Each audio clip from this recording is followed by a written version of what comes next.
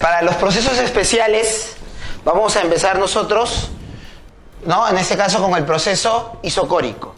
El proceso isocórico se caracteriza porque es un proceso a volumen constante, pero también se le da otros nombres, ¿no? Se le llama proceso isométrico o proceso isovolumétrico, ¿no? De cualquiera de esas tres formas podemos encontrar este proceso. Ahora, el proceso a volumen constante, si yo considero, ¿no?, la ecuación, por ejemplo, de estado que nosotros habíamos puesto, a ver, recuerda, presión, volumen sobre temperatura era una constante, ¿no? Cuando el número de moles no cambia, si él es constante pasa a dividir y entonces seguiría siendo una constante, ¿no? Me quedaría lo que está acá abajo, ¿ya? Entonces, cuando el volumen es constante, la presión y la temperatura son directamente proporcionales. Esta idea que está acá fue la idea que encontró Gay-Lussac experimentalmente, ¿no? Él tenía un recipiente, ¿no?, rígido, en la cual consideraba que no había una variación de volumen. Al aumentar la temperatura, por ejemplo, o al haber un cambio en la temperatura, podríamos considerar que si yo le doy calor a él, entonces la temperatura iba a aumentar. Entonces, las moléculas van a moverse con mayor rapidez y van a experimentar más choques con las paredes del recipiente. ¿Qué habíamos dicho al inicio? Más choques, más presión. Entonces, la presión aumenta cuando la temperatura aumenta. Y la dependencia entre ellas era lineal. Por eso podemos decir que la presión es directamente proporcional a la temperatura. Eso de acá se representa en un diagrama presión-volumen. Si el volumen es constante, como nosotros podemos ver acá, no cambia el volumen, aumenta la presión, aumenta también la temperatura. ¿Eso qué significa? En este caso, si yo veo que la presión va aumentando, es porque de alguna forma ha tenido que haber ingresado calor al sistema. Ahora, considera lo siguiente. Hay aumento de presión, pero no hay desplazamiento, no hay variación de volumen. Por lo tanto, una de las primeras cosas que nosotros podemos rescatar de esta parte es que no va a haber trabajo, ¿ya? No va a haber trabajo. Recuerda eso, después lo vamos a expresar. Vamos a considerar lo siguiente. ¿Tú te acuerdas cuando nosotros hacíamos la parte de calorimetría? Hablábamos del calor. Que si hay un cambio de temperatura, ¿no?, es porque al calor se podría calcular como un calor específico por la masa, por la variación de la temperatura. Pero en este caso, para los gases, es importante el tipo de proceso que ellos llevan. Por ejemplo, en este caso es un proceso a volumen constante. Decimos nosotros, calor a volumen constante.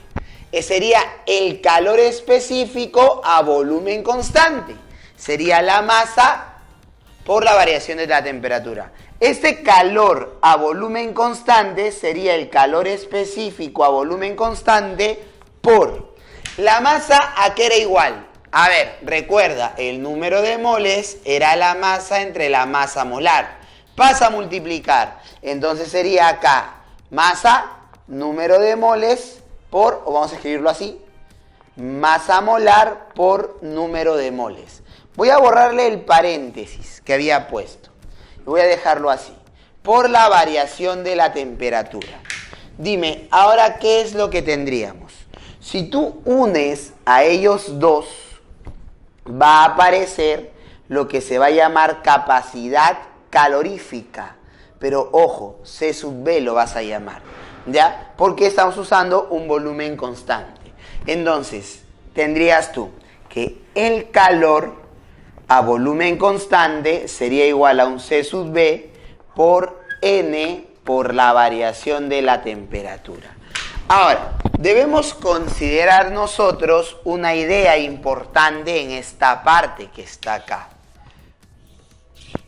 ¿Cuál sería el nombre del C sub B? Eleazar, ya lo dijiste. No lo dije completo. Sería capacidad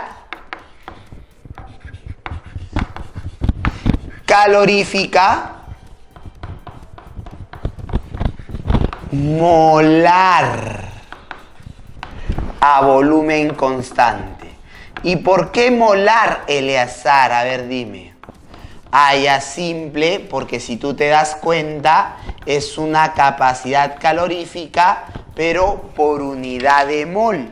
O sea, la unidad de él será, en este caso, en el sistema internacional, Joule por mol Kelvin. Esa será su unidad, ¿no? Entonces es energía por unidad de sustancia, de cantidad de sustancia, y por unidad de variación de temperatura.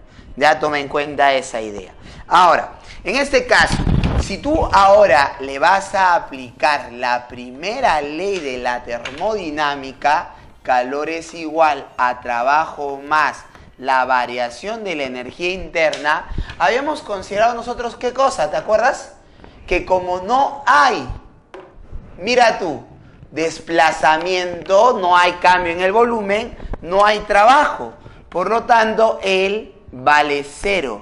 De lo que nosotros llegamos a la conclusión de ¿qué?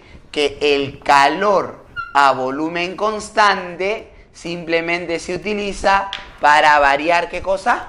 Para variar la energía interna de la sustancia, ¿ya? Para variar la energía interna de la sustancia. Por ejemplo, si yo pongo acá, ¿no? La energía interna, ¿qué sería? Sería 2,1. ¿Qué significa, Eleazar, que sea 2,1? Ah, ya está. Variación de la energía interna sería la energía interna en 2 menos la energía interna en 1. Ya tendríamos esa idea. Entonces, recapitulamos.